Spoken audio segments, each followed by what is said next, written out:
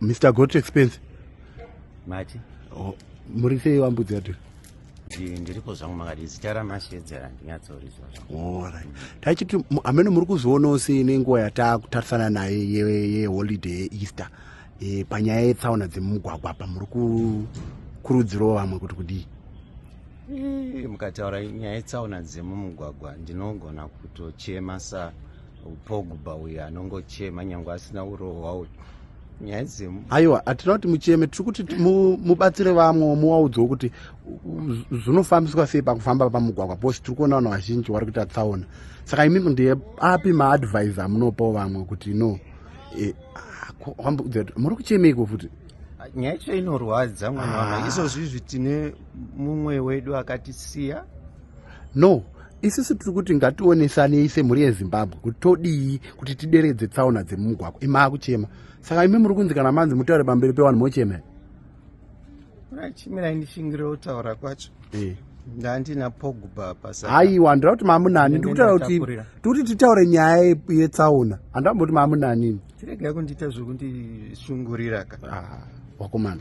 Nyaya dzemumugwagwa dzirurwadza because vana veZimbabwe vakawanda vari kuparara mumugwagwa.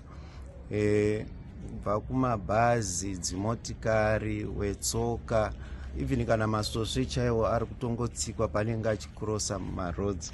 Saka ini ndiringokumbirawo kuti nyaya idzidzi ngatigadziriseiwo mukufamba kwedu, motikari dzedu ngadziwo dzakanaka. Izvozvi tatarisana nerimwe zororo rekunamata reri. Saka nechiti motikari dzacho ngadzigadziriswawo zvadzo. Kozoitawo vanhu dai vambomira zvekunwa vachidhiraivha kana kumvura chaiyo. Kana wafunga kuti uda kunwa mvura unopaka paipa panonzi pareibai paipa yomwa mvura yako yeni. Aiwa, kwete pareibai, paleibai. Ndini ndichitaura zvangu, saka imi kana muda kutaura chii zvibvunzai muzvitaurire mega. Chindiregerete, handingotibatsirano chirungu chacho muri kuzonyanya uchichikorawo kumunda. Handisinawo kubata izvangu.